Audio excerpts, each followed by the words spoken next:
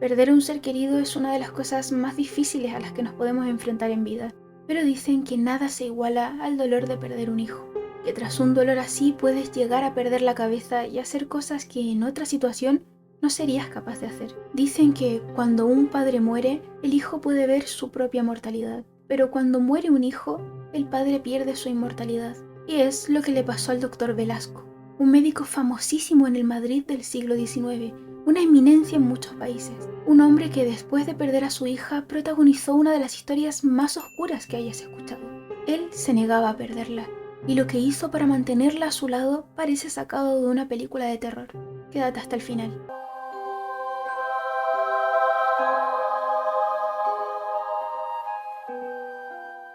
Muy buenos días y por si no nos vemos luego, buenos días, buenas tardes y buenas noches.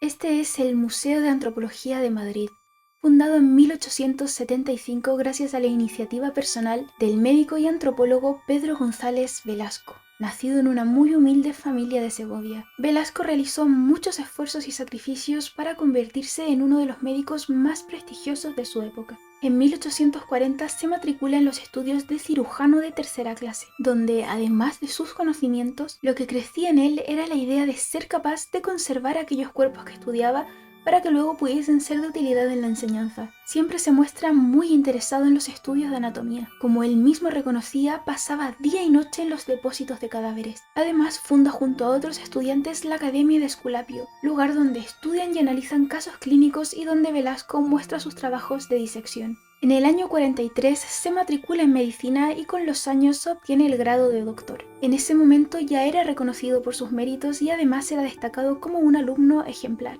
Pasan muchos años y él continúa con la idea de la conservación de los cuerpos para poder utilizarlos en la enseñanza. Para ello comienza a utilizar la técnica de la desecación o la reproducción de ciertas partes del cuerpo a través de moldes. Se asocia a otros dos médicos y forman la Sociedad Anatómica. Allí dedican su tiempo a estudiar en conjunto aquello que tanto le interesaba a Velasco, la conservación de los cuerpos. Para ello acuden a diversos hospitales en busca de la recolección de piezas humanas que, como decía Velasco, pudieran servir para la enseñanza. Era tal la obsesión de Velasco con este tema que, según él mismo relata, llegó a pasar días y noches enteros en este lugar estudiando acerca de la conservación de los cuerpos. Llegaron a pasar días sin comer e incluso navidades y otras fiestas allí. Juntos publican varios estudios de este tema y Velasco es nombrado cirujano interino del Hospital General. Allí consigue un pequeño espacio ubicado en el cementerio del hospital, lugar donde se dedica a la disección de cadáveres humanos y de animales. Tras múltiples viajes por muchas universidades de Europa y grandes aportaciones a la medicina, Velasco alcanza una gran fama y prestigio mundial, lo que le permite hacerse con una gran fortuna. Paralelamente inicia un proyecto que verá la luz en 1875, la inauguración del Museo Antropológico de Madrid, que también sería su domicilio particular, lugar que también vería el declive de este célebre cirujano y una serie de infortunios hasta el día de su muerte en 1882 por una inflamación pulmonar. Como era de esperar, Velasco se aseguró de que su cuerpo sirviese para aquello que tanto le obsesionaba, el estudio de la anatomía, y ordenó ser embalsamado.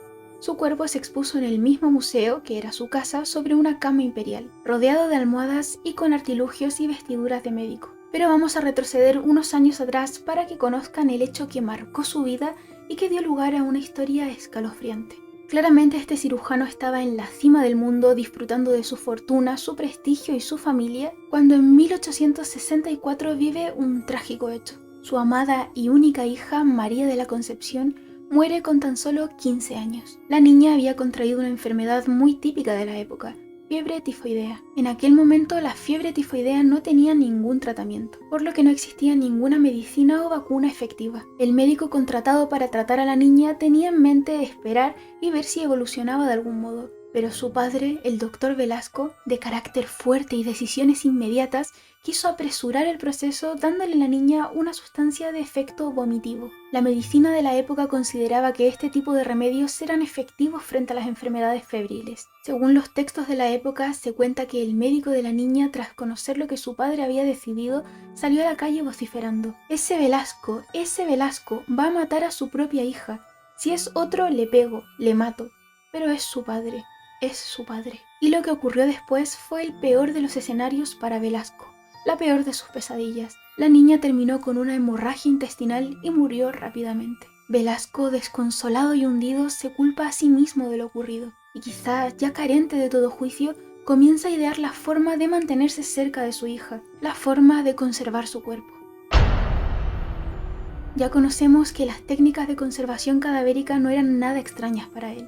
Destrozado y obsesionado con no perder a su hija, Velasco empleó todas las técnicas de embalsamamiento que conocía y dedicó día y noche a la conservación del cuerpo de su hija. Con una dedicación única, realizó cada procedimiento entre el dolor y sus lágrimas. Una vez embalsamado el cuerpo de la pequeña Concepción, no le quedó de otra que proceder con el entierro de la niña en el cementerio de San Isidro, que es, por cierto, el cementerio más antiguo de Madrid. Y allí, en un nicho familiar, le entregó el descanso eterno a su hija. Pero lejos de ser un capítulo cerrado para Velasco, su personalidad se había vuelto introvertida. Ya no era el mismo, ahora era ermitaño, triste, apagado.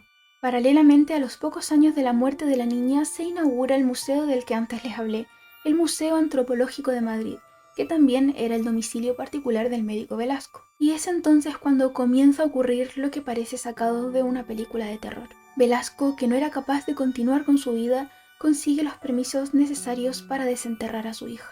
Ángel Pulido, uno de los médicos que se encontró presente en el momento del desentierro de su hija, contó que el médico se encontraba en silencio y muy pálido. Se aproximó al ataúd y lo abrió lentamente, sin expresión en el rostro. Al aparecer entonces los restos de su hija en perfecto estado, se levantó de un brinco orgulloso de su trabajo. La ciencia había vencido las leyes de la descomposición, y el cuerpo de la niña parecía fresco como el primer día de su muerte. Velasco rápidamente se dejó caer en el suelo y se abalanzó a los brazos de la niña. «¡Todavía está flexible! ¡Podría sentarse!», gritaba. El cuerpo fue envuelto en un sudario y trasladado hasta su casa, el museo. Allí permaneció hasta que todos los líquidos del cuerpo se le secaron y se convirtió en una momia.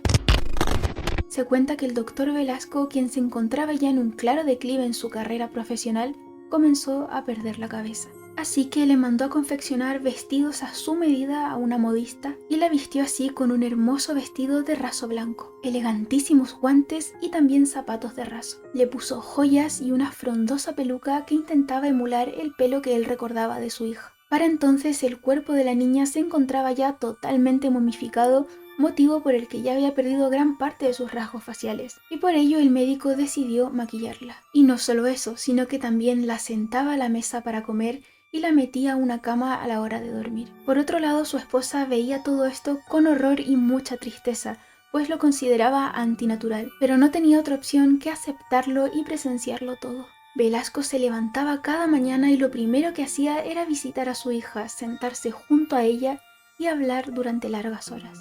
Esta historia rápidamente saltó a la prensa y a la población, que se encontraba realmente horrorizada y espantada con que alguien de tanto prestigio como Velasco hubiese perdido la cabeza de tal manera. Surgieron también diversos relatos como personas que aseguraban que el médico había llegado a vestir a la momia con un vestido de novia, como si la vida hubiese seguido su curso natural, y la paseaba junto a él en un carruaje por el centro de Madrid. Quienes supuestamente miraban la escena espantados relatan que él iba con una amplia sonrisa en el rostro, orgulloso de pasear junto a su hija, que no era otra cosa que una momia. Tras la muerte de Velasco, quien manifestó que quería permanecer al lado de su hija en el museo, su esposa decidió trasladar el cuerpo de su hija hasta el cementerio de San Isidro, lugar donde había sido enterrada inicialmente. Y el cuerpo embalsamado del doctor Velasco permaneció en el museo hasta 1943, cuando fue trasladado también hasta su nicho familiar. Actualmente aún permanecen en este cementerio el doctor Velasco, su hija Concepción, su esposa Engracia, quien falleció a los pocos años después de él. Sin embargo, existe otra teoría o leyenda que nos lleva a tener supuestamente una foto original de la momia de la niña Conchita.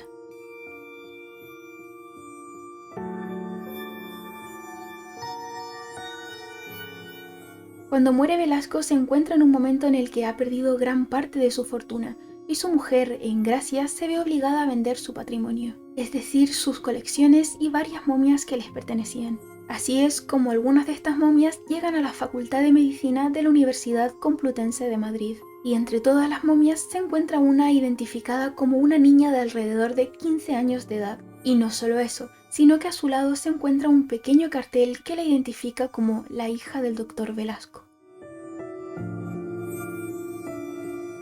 Pero esto es tan solo una leyenda popularizada por los propios estudiantes, pues la realidad es que algún bromista puso ese cartel para asustar a los jóvenes y se quedó allí durante muchos años, dando lugar a todo tipo de malos entendidos. Realmente el cuerpo de esa joven momia pertenecía a una niña de 13 años llamada Carmen Tarín, momificada por un enterramiento defectuoso y llevada hasta el Dr. Velasco para su estudio.